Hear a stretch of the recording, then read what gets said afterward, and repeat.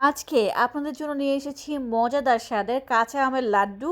দেখতে কিন্তু একেবারে লাড্ডুর মতো, তাই না? তাছাড়া এটাকে আপনারা কাঁচা আমের বার্মিস আচারও বলতে পারেন।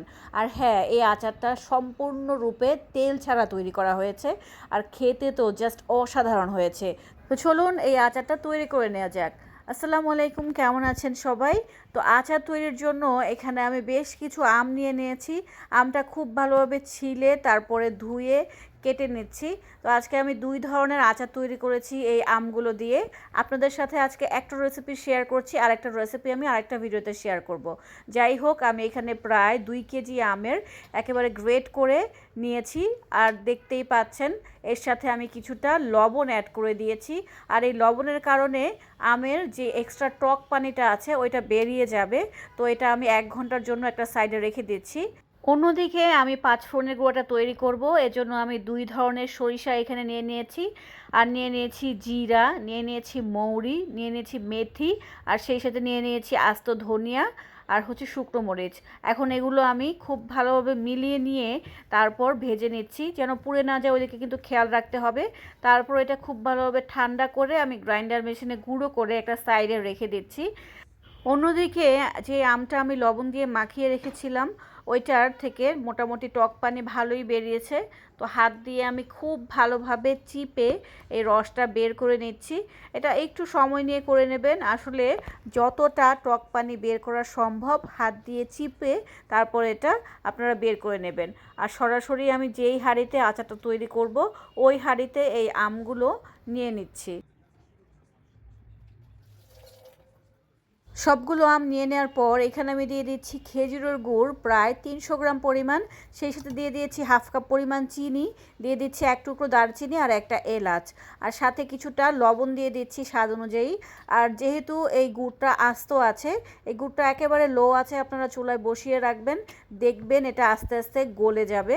সেই সাথে কিছুটা লাল মরিচের গুঁড়াও আমি অ্যাড করে সব কিছু খুব ভালোভাবে মিলিয়ে নিচ্ছি, আর একেবারে লো আছে এটা আমি জাল করে নিচ্ছি। তো কিছুক্ষণ পরেই দেখবেন গুড়টা সুন্দরভাবে গলে গেছে। আর হ্যাঁ, এটা কিন্তু আপনারা একটু পর পরই নেড়ে চেড়ে দেবেন, যেহেতু এখানে কোনো প্রকার তেল ব্যবহার করিনি, তো এটা কিন্তু লেগে যাওয়ার সম্ভাবনা অনেক বেশি থাকে। একটু পর পরই কিন্তু নেড়ে চেড়ে দিতে হবে।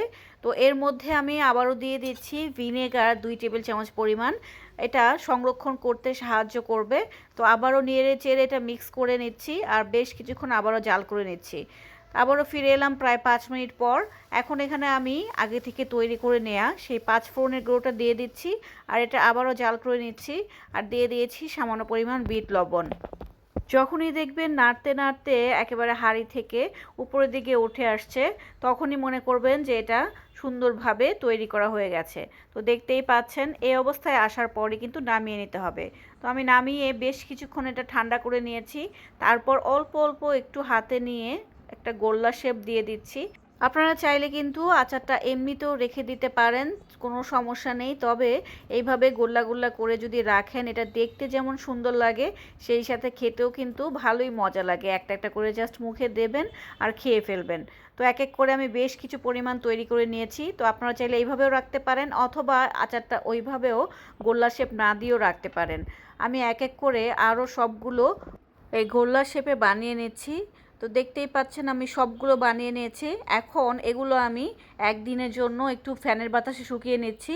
আপনারা যদি আপনাদের বাসায় রোদ থাকে তাহলে রোদের মধ্যে শুকিয়ে নেবেন, তাহলে আরও সুন্দর একটা টেক্সচার আসবে। দেখতেই পাচ্ছেন দেখতে কতটা সুন্দর লাগছে, তাই না? বাসায় কিন্তু একবার হলেও এই আচারটা তৈরি করবেন। আশা করছি আপনাদের কাছে এই আচারটা অনেক ভালো লাগবে। আর হ্যাঁ, এই আচারটা আপনারা নর্মাল ফ্রিজে রেখে খাবেন, তো 6 মাস পর্যন্ত এটা রেখে খেতে পারবেন। আমি তো একটা করে মুখে দিচ্ছি আর সাথে সাথে খেয়ে ফেলছি। আজ এই পর্যন্তই, সবাই ভালো থাকবেন। আল্লাহ হাফেজ।